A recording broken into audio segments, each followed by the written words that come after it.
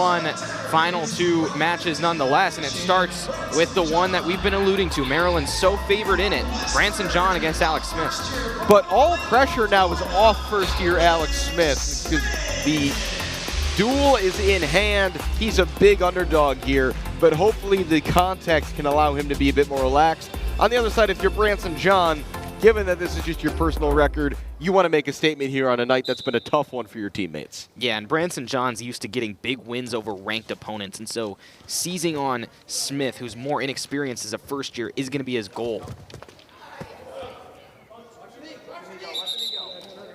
And we got a dangerous hold. That's going to stop things.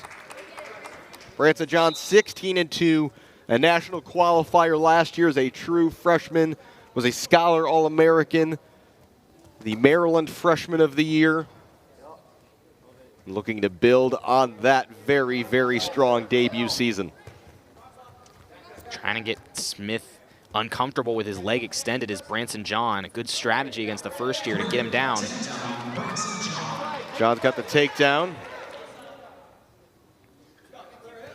Went 14-19 overall last year as a freshman. Just got an incredible amount of reps early in that season. Did not have all that great a record in that time. And then really in the second half of the year, just turned it on for a really, really strong spring in 2025.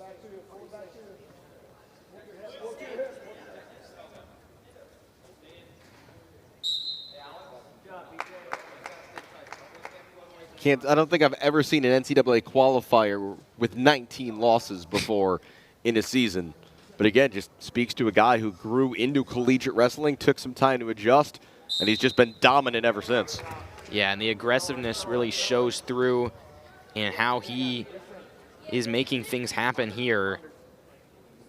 Someone who's a leader, but at the back of the lineup, when results like this happen, doesn't get a chance to make an impact for his team, but might for his resume.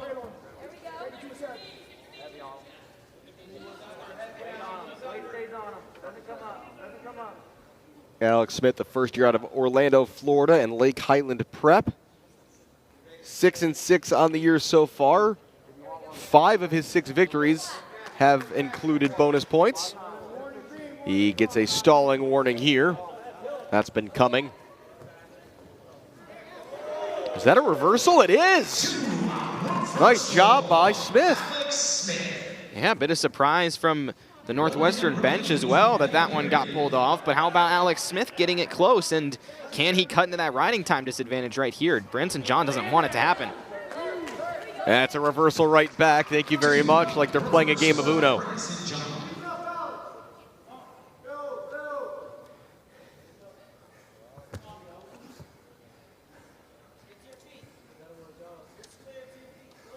So far, just more physical dominance from Branson John. I mean, to get a reversal from Alex Smith, super, super impressive. And he can hold his own physically here, but the discipline of John after so many bouts, like you mentioned, Alex, just that's what stands out. That's what's gotten him this early edge.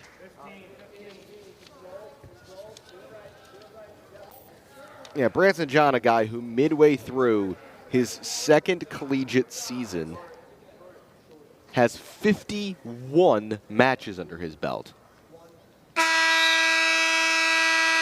He's been here before. Faced all kinds of opponents. Yeah, this is his 52nd tonight. That's just on pace to compete in a silly amount over the course of his career. On pace for something around 150 in a 4-year career, but we know in collegiate wrestling, it's not uncommon for things to extend to a 5th or a 6th. A little less now going forward now that COVID years are no longer part of the math, though there are still a few of those guys hanging around. Absolutely. I mean, the redshirt rules much more expansive in wrestling than they are in most sports, maybe with the exception of football, but even then, you know, you have the ability to wrestle a lot in your first season or any season and still take that redshirt year. Yeah, even in football, you can't play off and on all year and still take that year. But again, it's very much a strategic thing in collegiate wrestling for coaches, depending on where the depth is or isn't in their teams. Northwestern has almost all players who have redshirted. And that's a reversal in the end for John, who hasn't had it all his own way here against young Alex Smith. 1 minute remaining in the period. Certainly has been a much faster moving second half of the night than the first. Those first two matches we had, if you weren't with us, due to a combination of blood and a dispute over a challenge, the 125 and 133 matches between them took over 20 minutes.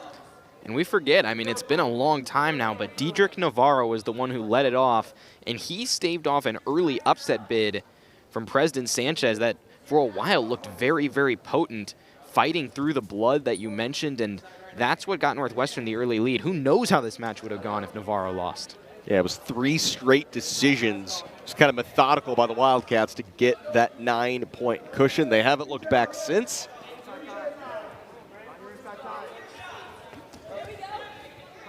Leading 23-6 as a team. Final seconds here of period 2 at 197. It's a takedown for Branson John. His lead grows to 10-3 as time runs out. Northwestern's Alex Smith is fighting really hard, but Branson John is showing why he is already one of the names to look out for as a young wrestler in the Big Ten. Yeah, and I think, Alex, this might be Alex Smith's welcome to the Big Ten moment. A first year, jumping into a dual meet in his first Big Ten matchup with someone like Branson John. I mean, it's a good way to get your start, but he's someone who still needs that development to get to the level that John's at right now.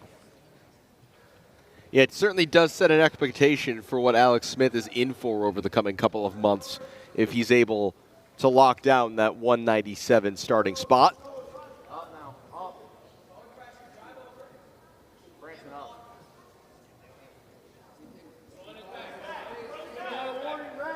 Stalling warning against Branson John.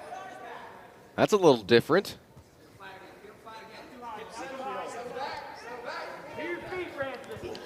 Oh, and Smith kind of going for it there.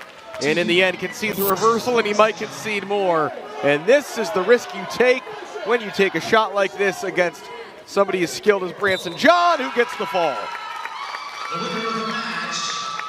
Textbook from Branson John. He waited. Smith went for a shot, and before he knew it, the match was over. And that's when you have someone